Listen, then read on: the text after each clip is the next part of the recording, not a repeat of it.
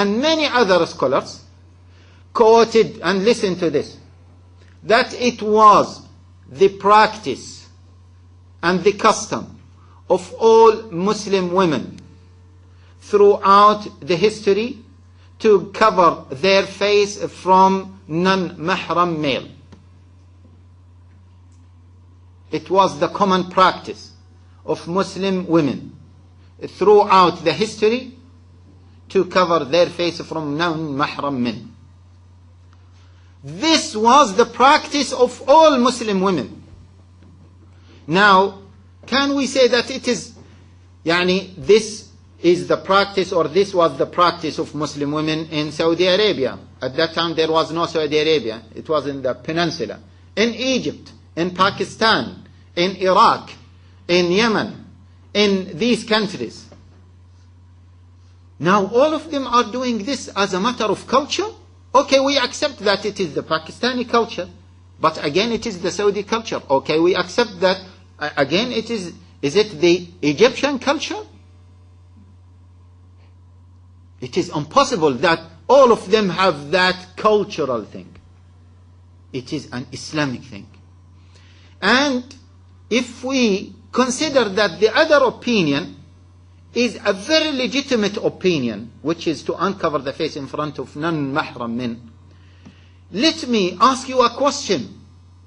How can all Muslim women throughout 1300 years, except the last century, they used to cover their face, and they used to ignore the other legitimate opinion? How come? We need to question that. If the other opinion is legitimate, which is to uncover the face in front of non-mahram male, at least we should see that it was common that some Muslim women to cover their face and some other Muslim women to cover their face. Some of them cover, some of them do not cover.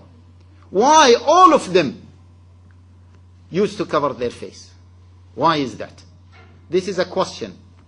And sisters, I challenge anyone to quote any clear quotation that some Muslim women, some free Muslim women, used to uncover their face in any Muslim country in the Islamic history.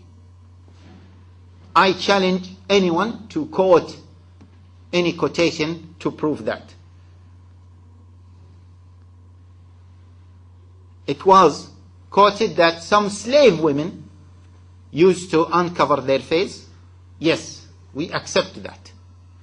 And they said that uncovering the face in the Muslim world started after colonization, and before that the practice of Muslim women in all Islamic countries is to cover their face. And I challenge anyone to prove the contrary of that. Don't give me any quotation, and many people are listening to this. Don't give me any quotation that implicitly means that yes, some of them used to cover their face. No, clear. Not that, okay, like the hadith of al-Khat'amiyya, the hadith of Saf'a al-Khaddain, etc. This means that she used to uncover her face. No, clear quotation. Because I gave you clear quotations from number of scholars that Muslim women throughout Islamic history used to cover their face. That was clear. Al-Ghazali, Ibn Hajar al-Asqalani, An-Nawawi, Ibn Taymiyyah, and others quoted that clearly.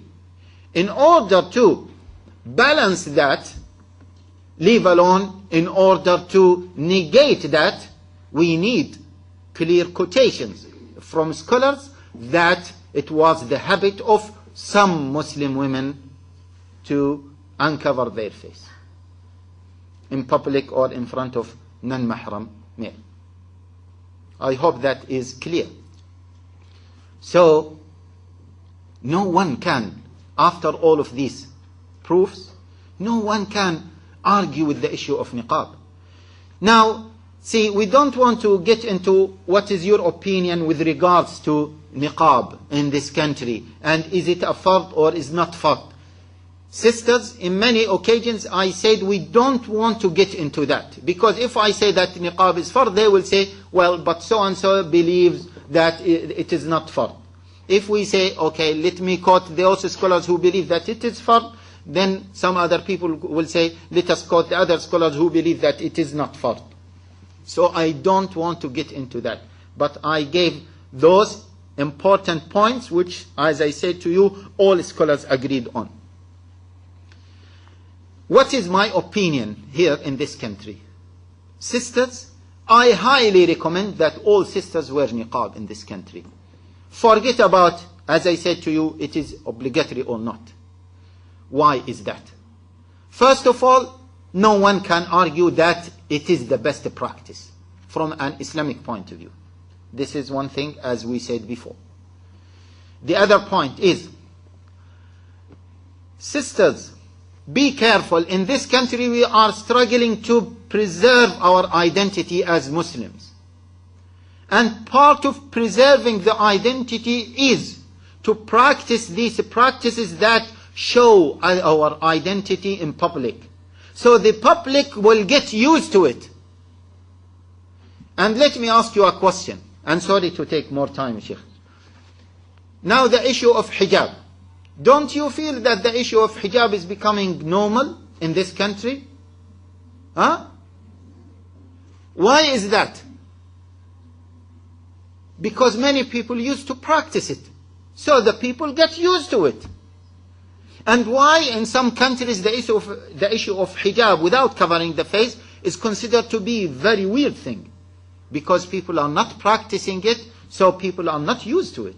Even to be honest with you, maybe here in East London, in some areas like this area, people are used to see Muslim women with niqab, isn't it? They don't see it as something very weird and very strange.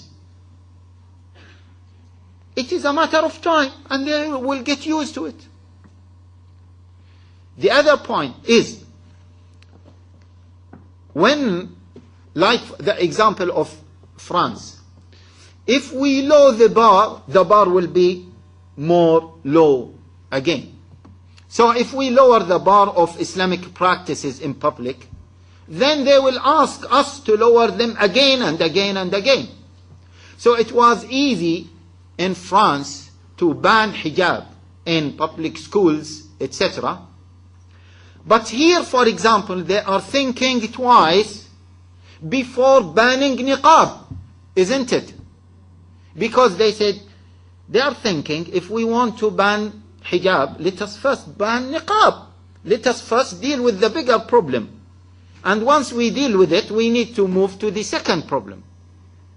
So, always raise the bar, and you will get something very close to it. I hope that is clear, this point as well. In terms of da'wah, first of all, when they say that niqab is a barrier against da'wah and against integration, let me ask you a question.